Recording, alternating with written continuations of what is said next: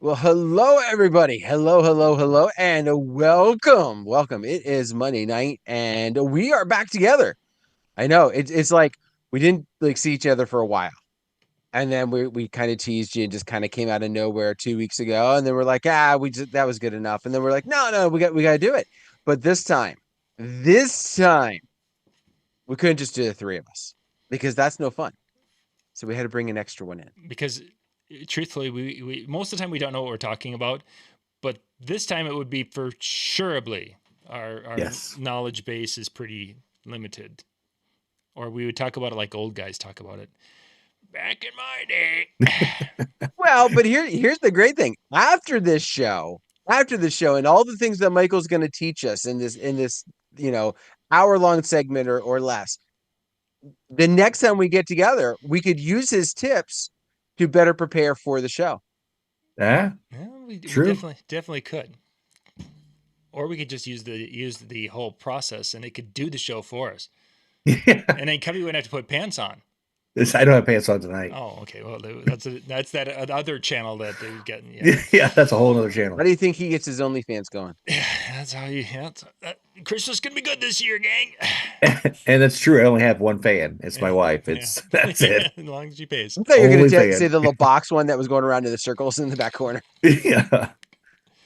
So tonight we're going to dig into the whole world of AI, and we're going to hit a little bit about how we've used it, what it's what the purpose is in the DJ world a bit.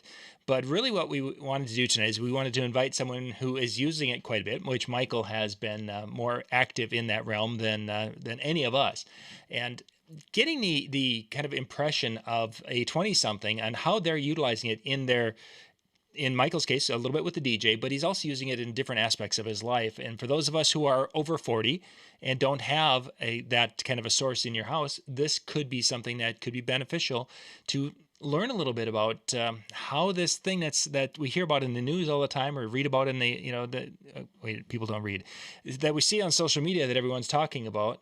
Do people still do social media? I don't know. Sometimes. Sometimes, but anyway, so we're going to kind of get a little impression about that world and how it may be become part of us, what we do in the future. So before we get going too far though, guys, is one of the things that it was probably about 10 years ago, maybe 10, 12 years ago. I think it was like, yeah, 13 years ago. I think it was 2012.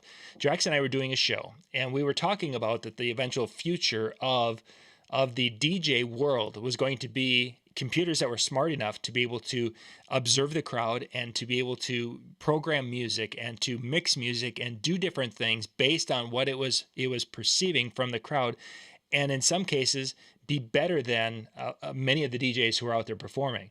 And we had talked about, at that time that it was out there. It wasn't there yet, but it was in the future. And I remember some of the comments we got back. There's no way that computers are going to be able to do this. Not a chance that they will be able to do the things that Drax was kind of looking into the crystal ball and talking about. Here we are, 13 years later, and much of that infrastructure is kind of coming into place. If and it's kind of interesting how that has come about. So,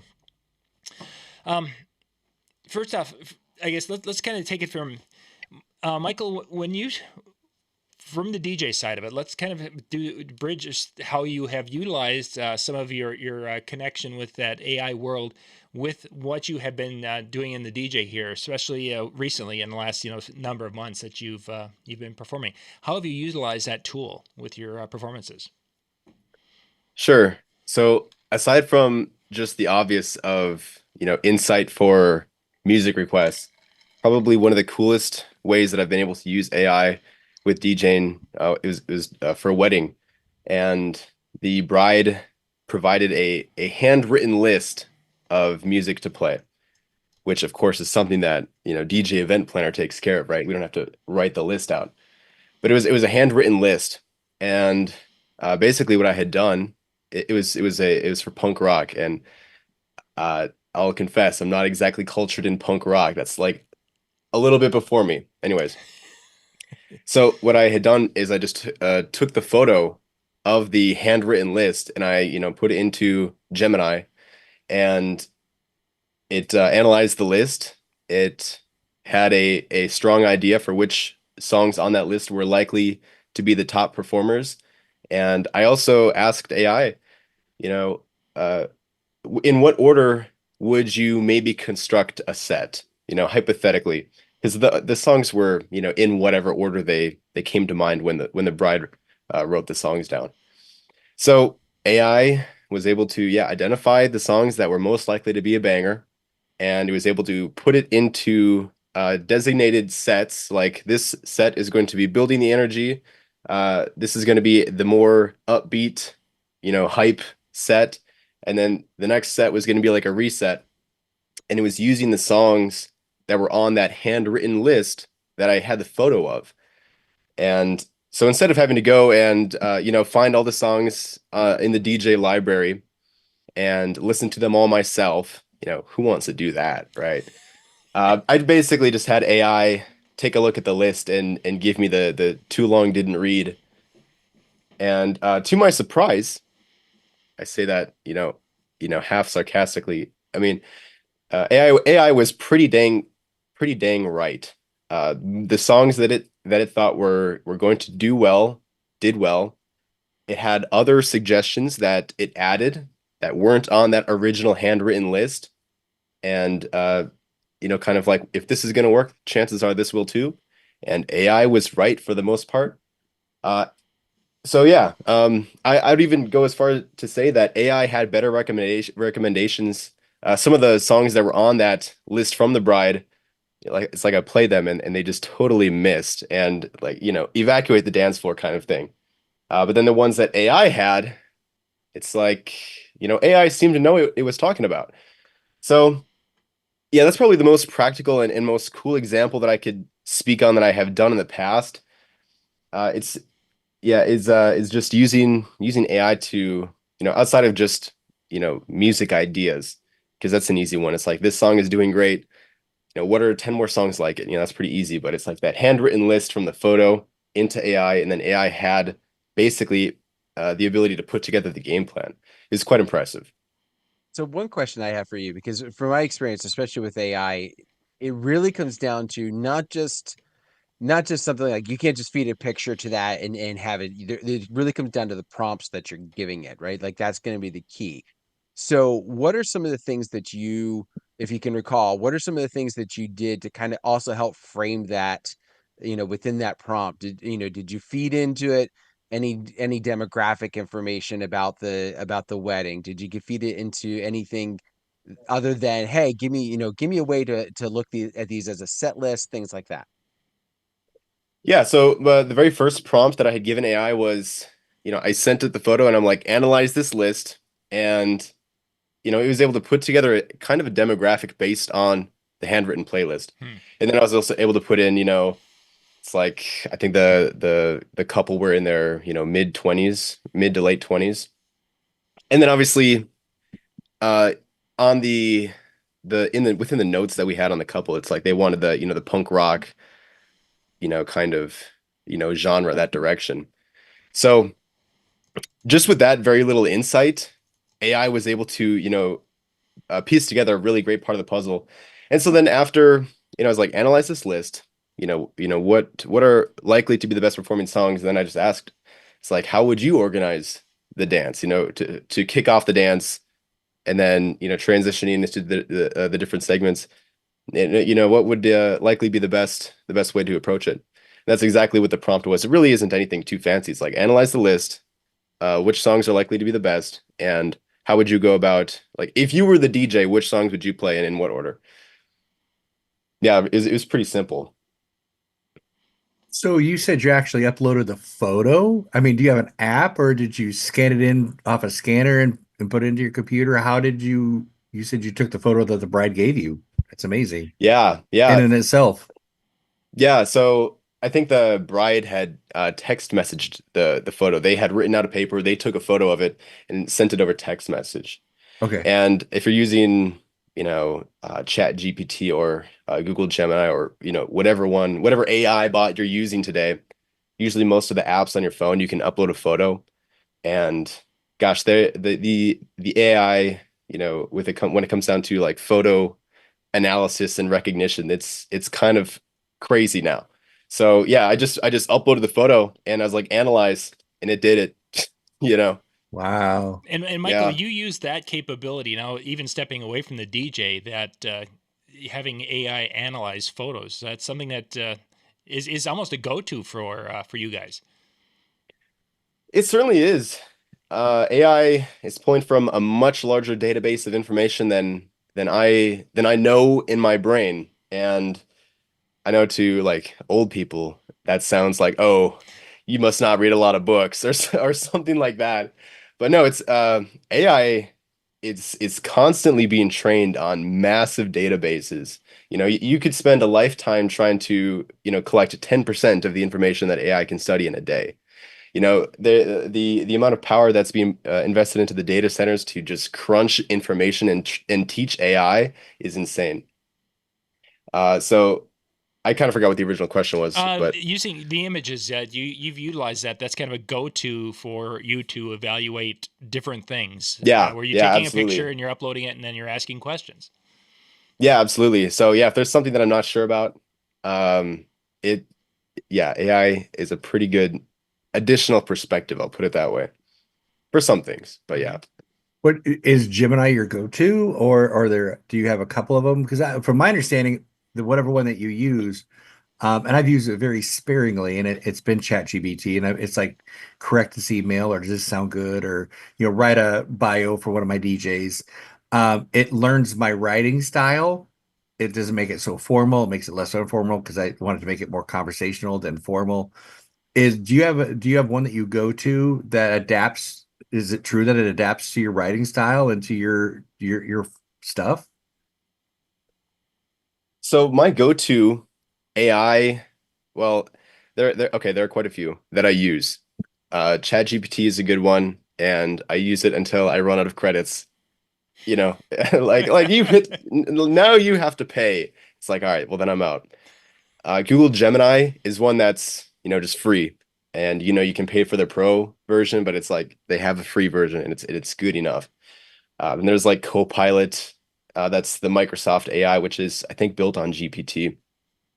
Yeah, it's like a whole host of them. And then I use Apple Intelligence for like proofreading and like rewriting emails if I have to.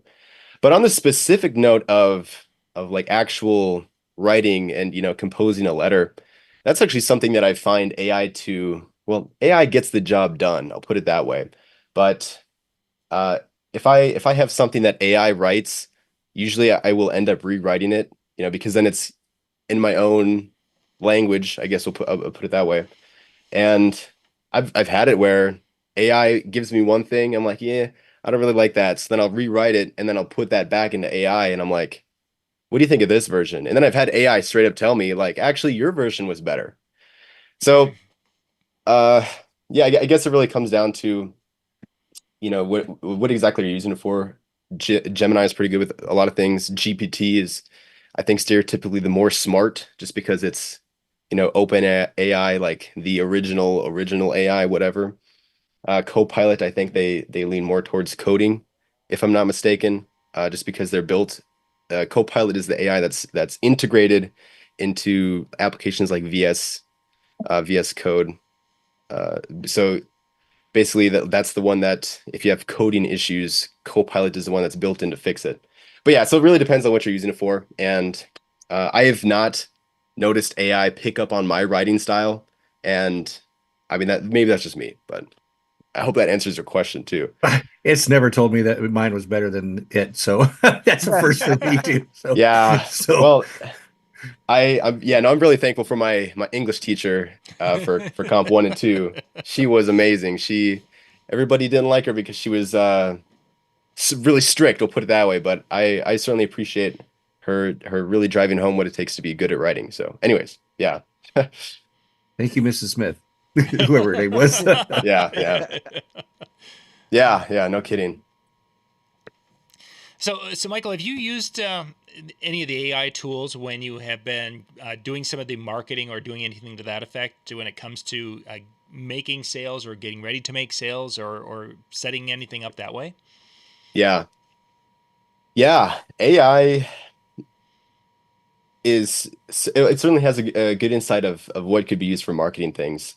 If a person is trying to, come up with their like a video sales letter script or some kind of angle that they want to approach the marketing of how they're trying to sell the product to solve the problem. AI is pretty good at having an extra perspective on it. So uh, to give an example,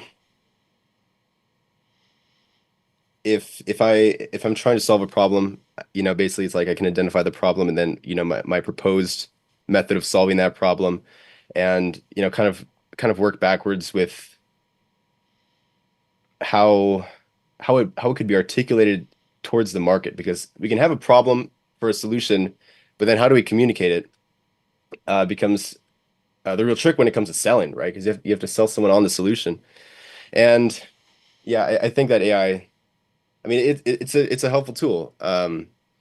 I don't necessarily just go with 100% with what AI says, but AI, yeah, it's freaky good at what it does. It's freaky good.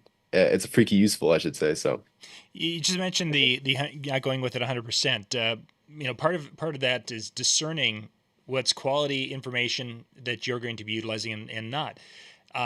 How often are you finding that that discernment is a big part of your utilizing it, because you're like, hey, this is good, or there's a lot more bad than there is good. that's actually a really great point. AI is it's a mixed bag right now. At least it was, a few months ago. Who knows? It's changing every day, but AI it's kind of a mixed bag at times. For example, in the world of coding, a person can get so far and AI is really helpful, but then, after I don't know, after you cross a certain line, AI just begins to hallucinate like crazy. And you'll be trying to edit some code with it and it'll start changing parts that don't need to be changed or completely removing parts. So it becomes completely unreliable. But in terms of like marketing and sales, if we go back that direction, it's AI has written the copy for some of my best performing ads for my business. And that's not to say that I couldn't, write it myself also, but basically I had explained the product, explained the problem, and I'm like, how can I articulate this? And AI was like, here's an idea, and I'm like, that sounds good. And so I tried it, and it just so happens to be the best performing copy that I used for the ad creative. I have a friend of mine who went out to San Francisco to a conference, and they have a company that for small businesses is all based around AI. So if you don't have your super small businesses, so if you don't have an accountant, they have an AI for accountant and marketing and sales, and it's got all these different formats with all within this one program. I just texted him to see if I can get the name of the program, and I don't know how much it costs, but it's something that a small business could use. And it was just interesting. Michael, you were talking about writing ads for your business, and sounds like this guy has like everything all at once. So from accounting to sales to marketing. But I'm wait, hopefully he replies, but I don't know. We'll Sure. see. Yeah. It's interesting how where everything's going nowadays. Like you don't even have to have an accountant on or a bookkeeper. I don't suggest anybody not do that. I mean, I think you should have a Right. real one. But that AI can help you in every facet of your business, and not have to hire the people, the professionals. Yeah, I'd say it's a good rule of thumb, and I think you're right, Cubby. But I think it is a good rule of thumb that you should know what it is that you're asking AI to do. Like if you're asking AI to do accounting, it's like, well, you should probably know what like how that looks when it's done correctly, so that we can tell if AI is off its rocker, because sometimes it is. Um, oh, and I forgot where I was going with that. Yeah, no, you're absolutely right though. Yeah, let's take a step back. You're right. AI is becoming freaky good in a lot of different ways, and basically, what it's coming down to is if you can teach a human to do it, AI will. You can teach AI to do it, and AI will do it better, faster, and with less errors than a human would. So let's use that as a jump off point, Dan, to what in the educational field, in the educational world. How are our schools, in your experience? How are you guys responding to the kids' desire to utilize this tool? and how is the school, starting to bring that in themselves?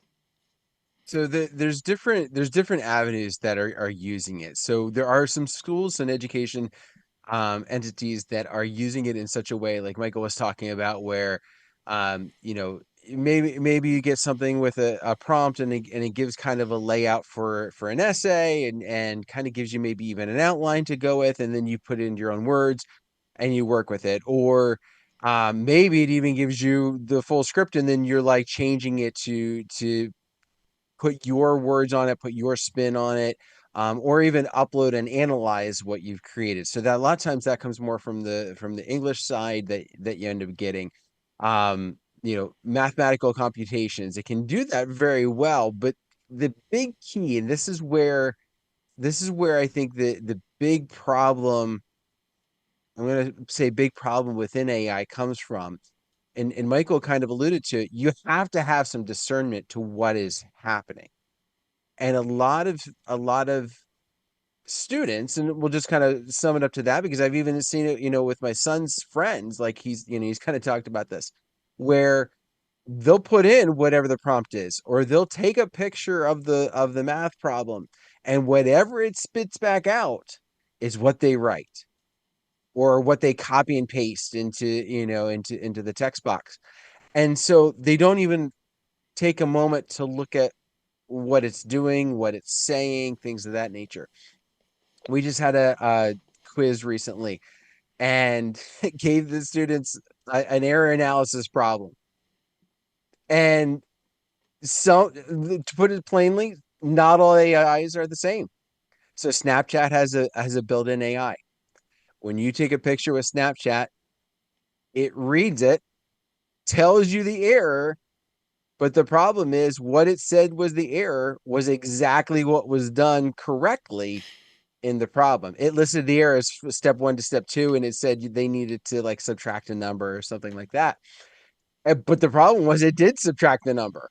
The error was later on in the problem, and it didn't allude to that. And what I found was kind of interesting. We made two versions of it, two different errors, but it was the same type of layout, right? And the Snapchat AI read both of them wrong. Read both of them with that same wrong error. So you have to have some discernment. This is where you need to go. Like, I would not use AI for my accounting. I might use it for some basic bookkeeping. Hey, can you keep track of these figures for me? Something like that. Can you give me my totals at the end?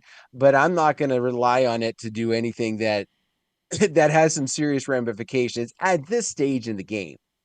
And then, I would definitely use the ones that are a bit more established. I would use the AI tools that are a little bit more to go with. But again, education can use it in that way of being able to kind of funnel it. But I think one of the problems for a lot of schools is they don't know how to. They don't know how to use it to where it's going to make the students learn, because the problem is, for the longest time, teachers in general were reviewing themselves as the gatekeepers of the information. You had to come to class, or you had to read a book to be able to have that information. Okay. That's not the case anymore, right? Like there's this entity over here. You can basically ask a question, and it's going to spit it out, and you're going to have that answer without ever having to recall anything, without ever having to do anything, without ever having to actually think for yourself. You will have an answer. And so that gatekeeping piece has broken down. We all understand, I shouldn't say we all, a lot of people understand that the way to make our brains grow, the way to make the way to make our brain work better, and to be able to make ourselves better, is to cause ourselves to go through those problem solving skills. That's what strengthens the muscle of our brain. Well, if we ask the device everything that could be a problem solving piece, and don't put any discernment into what is being fed back, we just automatically take it as gospel truth, then we're not growing, we're not using our brains, we're not making use of that. And so what I see happening, and I've kind of mentioned this to you guys, I think when we first started talking about this, is there's going to be a huge divide within this world. when it comes to intelligence. That AI is going to cause this rift, if you will. You are going to have the entity of the people who are going to have those problem solving skills. They're going to ask the device the questions, but they're going to have some discernment and be able to use that to then build upon for themselves. And you have the other side that are going to go, I don't know what 2 + 2 is. Hey, can you tell me what that answer is? And that's where we're going to be. Like people in general are not going to be able to do the most basic things for themselves because they're going to rely too much on whatever that tech is.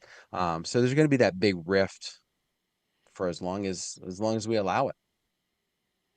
Sounds like Dan's describing a scene from the movie Wall-E. Yeah, I mean, in some ways, yeah, it's scary, but that's kind of the road that they had alluded to going down in that movie. yeah. I could definitely see that. Definitely see that. Um, so Aaron mentioned the question, Yeah, how does the teachers in the schools catch you? And I'll mention it this way. Um, it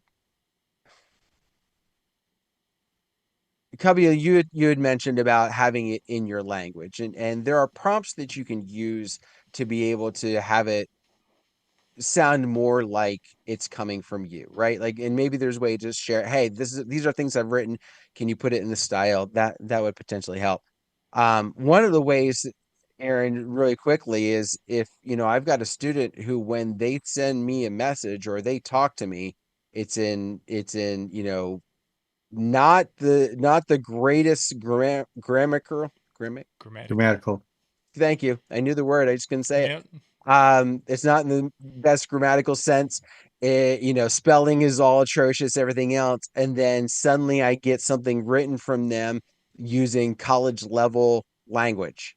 Or I teach high school math, right? That's my Monday to Friday. And I teach an algebra course.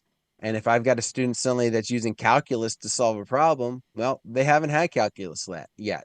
So that's some ways. There's others, and we talk about discernment. Students don't even read what they're copying and pasting, even to the point that sometimes the prompt will be like, ChatGPT says this, or something along that, or would you like me to put this into another way for you? And they will copy the entire thing and they'll paste it in, because that's where I'm talking about, right? That's the person who's on the Wally ship, not thinking for themselves and just riding along on the hover thing, drinking the juice, Mm-hmm. right? Like that's the case. Um but but it comes down to, within our education system, it's very difficult, because you can't, what we've been told from the legal standpoint, at least in the districts where I'm, or the state that I'm in, that we can't feed their answer into the AI detectors and use that as justification. Hmm. So we are limited to using our own discernment of what they've said, but it still becomes a he said she said type of thing with that, and it becomes very difficult. Even just last year, right? Like that's the crazy thing about this AI boom that we're in, is just last year my student, maybe a year and a half ago, my students weren't really using AI. They were using the apps that they could scan, and it would give an answer. But the way those apps all responded was all identical. Hmm. I mean, identical. And you could take a screenshot and match it with what they gave and go, yeah, you cheated, right? Like right here's where you You got could it see. from. AI doesn't do that. It's going to give out a slightly uniquely worded answer every time. So you can't just use that as the straight up justification. Hmm. Interesting. So what are there other DJ applications that we could use it for? I mean, we've talked about sales and marketing. Michael did a great playlist. I love that idea. What are other ideas within the DJ world? Can we use AI So I just coming up with a outside of marketing and sales and yeah, stuff? no. The one thing that I think is it, and Michael kind of alluded to this when he was talking about the marketing piece. So I'll go there, and then I'm going to go the other direction with it, that I've used it and intend to use it for. We the four of us have never been a bride getting married, right? Three of the four of us are have been in the relationships and have gone through the wedding scenario and everything else. So we've been part of the wedding, but we've never been in the position that our ideal client is probably dealing with, or we're not thinking in that same type of line. Now we've been around enough of them as we've worked with them and helped that we might be able to predict some of those pain points for them, but we don't know them. So one way that you can do when you're getting ready is to ask, what are some potential pain points? What are some potential stress points for a couple that is getting married, that I can then utilize as solutions? Even if you don't ask them what are the solutions, right? Ask them, what are the problems? Right? You've been in this business long enough. Like if I give you a problem, you probably can solve it, but you don't think of the problem, you think of the solution. So ask the problems and then you come up with the solution. So that's one option. From a strictly DJing standpoint, or from a strictly mobile entertainer standpoint, I don't consider myself creative in the design aspect. DMX lighting itself, in my viewpoint, has been the bane of my existence from the time I got started. I want something that basically is going to, like, I want to be able to have something that I can design, and I have no problem doing the technical piece to it. But it's like, I don't know that color to that color to that color is a good combination. And there are the wheels out there, and I know that kind of thing, but I still don't feel confident in doing that. So what I did was I said, hey, give me 10 chase scenes of 4 colors each that I can use to design a set of uplightings for a wedding. Boom. All right. Give me some high energy chase scenes that I can create for upbeat music. Boom. Gave me another list. By the time I was done, within about 4 or 5 extensions of this prompt, I had a whole slew of light shows that I could then turn around and go, okay, now let me match this color with this. But again, to that discernment, right? One of the colors that it spit back was silver. For those of you doing uplighting, tell me Not how an you're doing option. silver, Yeah, not an right? option. Yeah, no, Like not if so you, much. gels maybe, but not using RGB AWs. So those are some of the ways that you can utilize is think of where you're weak, right? Think of where you're weak, not where you have no knowledge, but think of where you might be weak, and kind of lean on it for some of those aspects. Michael, how do you use it? Outside of, I say, you've shared your playlist, you've Yeah. shared what you've done with your other business with a little bit of sales and marketing. Is there another aspect like Dan's use was DMX that you use it for? I'm sorry, John, I did not mean to lead like this. No, you're good. You're I good. just You're got a good. lot of Yeah, questions. no, that's wonderful. As the oldest guy in the room, I just got to call it like it is. So For sure. The most common way that I use it, and some people in the chat here are talking about it also, is yeah, just what song, what songs are going to complement the song that I'm currently playing. If I'm playing a song that's going over really well, give me 10 more songs just like it. That's probably the most powerful way that I've been using it as a DJ, just because, sometimes we're on a good, we've got a good set going, and it's like, I kind of want to build on this, but I'm running out of songs, in my inventory to, keep throwing at the dance floor. So just having the ability to say, hey, this song is going over really great, or like these songs, these three, whatever, give me a few more that are going to complement this and keep the energy. That's probably the most common way that I use it for when I'm DJing. In terms of like long term, it'll actually be interesting to see how AI changes. I'm not sure if any of you have listened to either Spotify or iTunes or Apple Music. Yeah, Apple Music. Not that. Anyways, they have their beat mixing feature. Like if you're playing music and you have a playlist going, you can turn on the beat mix or whatever they call it. I don't exactly know what they call it. Auto mix maybe. And basically what it does is it's some kind of AI algorithm that scans the BPM and of one track and the next, and it'll beat mix the song. And I would say about 60% of the time, it is an amazing mix. When I'm lifting weights with Nicholas, we sometimes will just be completely blown away. You know, we like stop what we're doing and we look at each other like, did you hear that mix? Like that was, you know, considering that it's like a robot that's doing this mix, it's like it was freakishly good. Now I say 60% of the time because sometimes, you know, it bugs out completely. Sometimes the music will just stop. Like when it's supposed to be doing this auto mix, sometimes the volumes will become really goofy, like it'll, you know, get really loud. So yeah, it has some things that need to get worked out, but I also just think it's like, okay, it's 60% good today. You know, imagine in 2 years what it's going to look like. I truly, it's going to really set a new standard for, you know, what a DJ does. You know, I think that if a person isn't comfortable being an MC, it's about time to learn how, because the people in the clubs, like if you're DJing in a booth and you know the people that are at the event or you know at the club, if they're not even looking at the DJ, they wouldn't be able to tell a difference.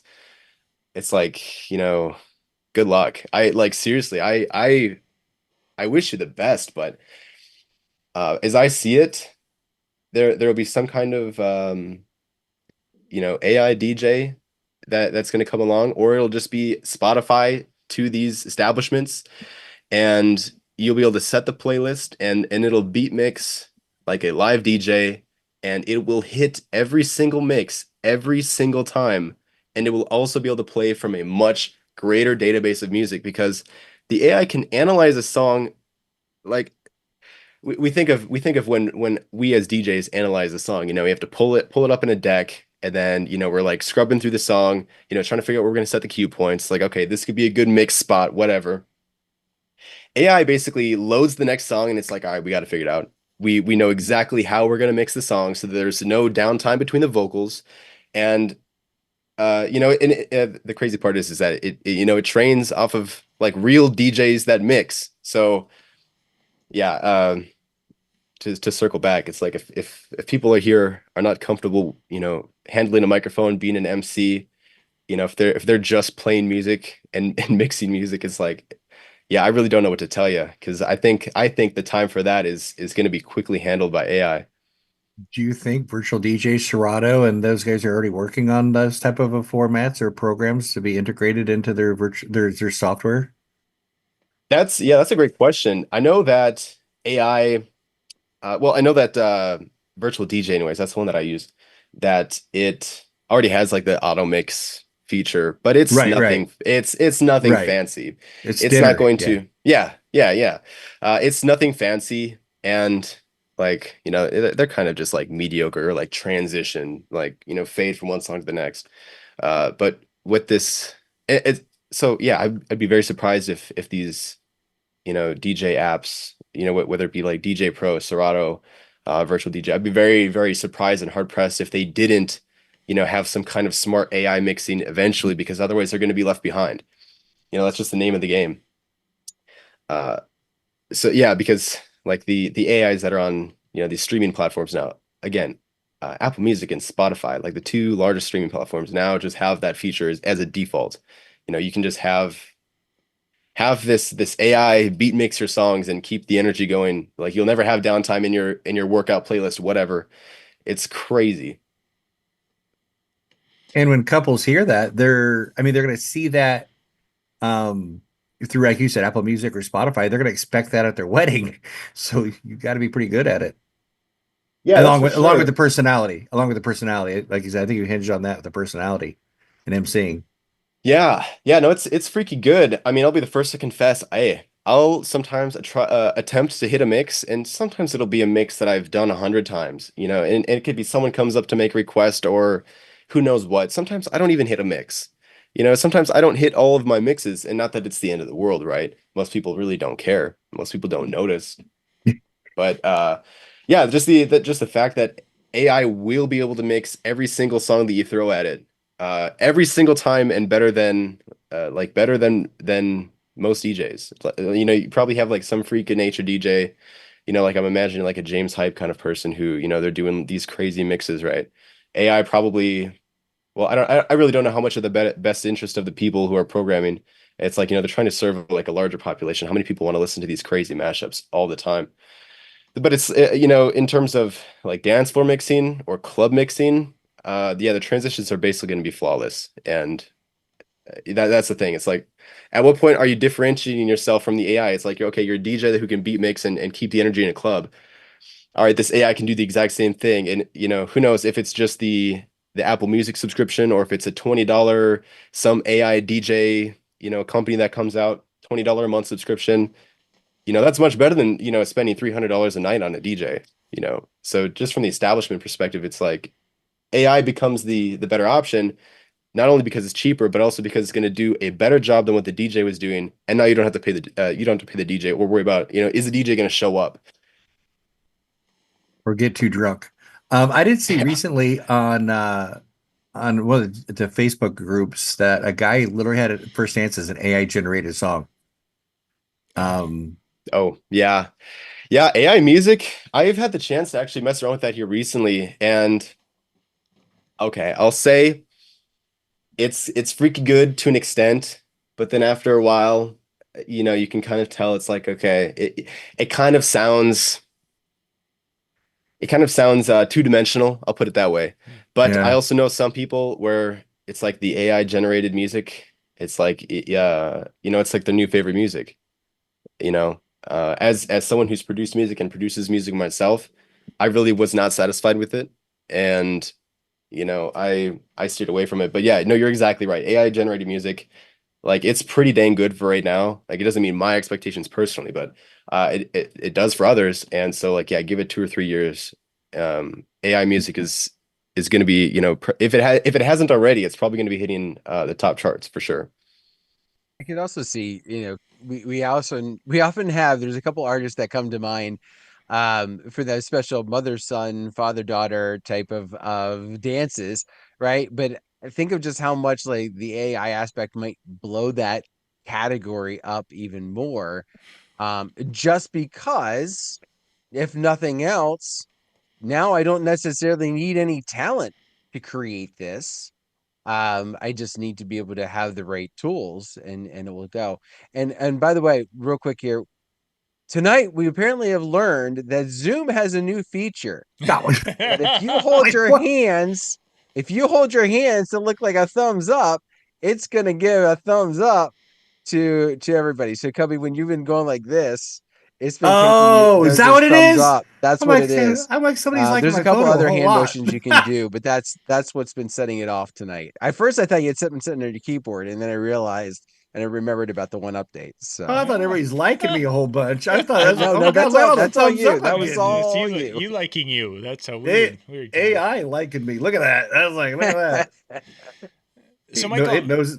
Go ahead. before we wrap up here, because we're getting towards the end, how long have you Wow, that been? was fast. Yeah, it did go very quickly. How long have you been kind of putzing and working with different AI elements? Oh, you know, as soon as it caught the attention of, you know, the general public, I suppose.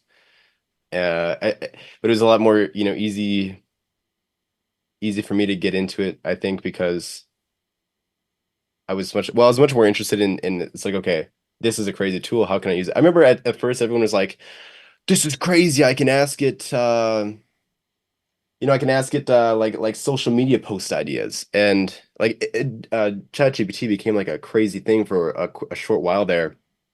And I guess that's when it had kind of first came up on my radar. It was when it came up on other people's radar. So it's not like I was, you know, 10 years ahead of everyone else, but it's like, okay, well, this tool has some crazy potential, you know, let's sit down and use it. So I don't know. Gosh, I would say it's probably been, I don't know if it's been 2 years, maybe three. I don't know. I was just looking back, and we were utilizing ChatGPT to help with some articles in 2023, the starting of 2023. So in essence, it was 3 years ago that I probably bought the first or paid for the first version of ChatGPT because it had a $20 a year a version at that time. What is it now? Because I just use the free I version. have no So idea because I got grandfathered into that one, so that's the one that gives me a little bit more credit, a couple more credits than what Michael was referring to. Doesn't mean I'm using it anymore because the ease of Gemini on the cell phone that's been the one that's been the go-to. And truthfully, what I've used it the most myself is when I'm in the post office and I want to create a weird graphic that I'm going to send to the coworkers, like showing how hard I'm working, and then I will, hey, make me into a whatever, and yeah. The one thing, and to kind of keep this in mind, there are definitely pros and cons for every AI piece out there, and there are some that do certain things better than others. So if you are utilizing it for something with your business that you're trying to help, and maybe you're not getting the right type of answer that you're looking for, flip over to a different one and try that. I ran into that a little bit this past weekend. I was trying to figure out something to do with a microphone, and it was an over the ear mic. It was in a theater application, so it was a model I was not familiar with, and my regular Google searches were coming up blank or were coming up with other stuff that didn't have anything to do with it. Went one direction, it didn't work. I tried a different one, and I ended up getting the answer that I had. But even like Facebook, Meta, right? Like their Meta Business Suite has an AI built in to kind of help when you're writing captions and things like that. So that was one thing I posted.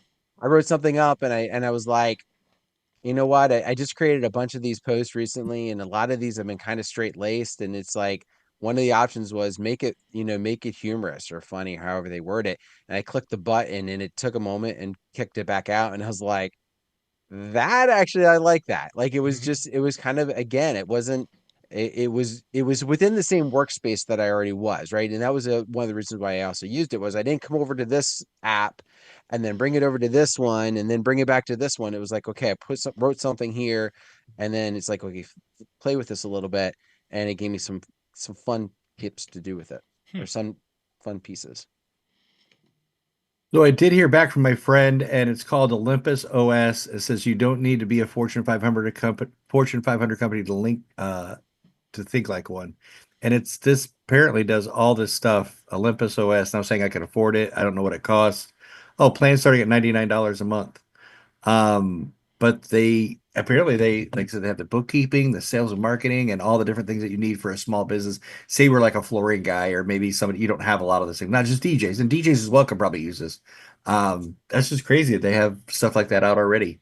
Yeah, and I'm sure as more people are building their business structure on top of the AI engines to do specific tasks, you're going to see more and more of those things coming through. I mean, that's what the world of taking old pictures and colorizing them or making them into a little mini movie, which I just decided to try one the other day to see what it would do, and they're pretty impressive. It's come a long way from the very first time. I think about 2 years ago, there was an ad that popped up to try it for free, and I did, and it was like, oh, that was weird and creepy because it all of a sudden made a person look like this weird, uh, whatever, horror movie character. But yeah, not the newer versions. It's come a long way, that's for sure. Alrighty, guys, we need to wrap. Went by DJNTV. so fast. Yeah, DJNTV.com/chill. The chill room is open, and the crew is going to be getting in there in just a little bit and doing tonight's recording, doing their show, and you guys can go check that out. And of course, tomorrow night they do talk music at 10 o'clock Eastern at DJNTV.com/chill. Good stuff. I want Dan? to throw a little plug for next week. So John's Oh, not yeah. going to be here. We're going to kick Michael out unless he wants to come join us, which you're welcome to. But we're going to be talking as we get into this holiday season. A lot of us are going to be doing corporate events, and you need some sort of interactivity piece. So we had great time with Jake Jacobson and Todd Moffrey. And so we're bringing both of them back. And so they're going to hang out with us next week, insight to some games that they've created specifically through the holiday season, but also for corporates. So that's going to be the focus, and we're going to be doing that 1 week from tonight. So hopefully get you right into that season at a perfect time for you to implement for your own business. So on that note, thank you everybody.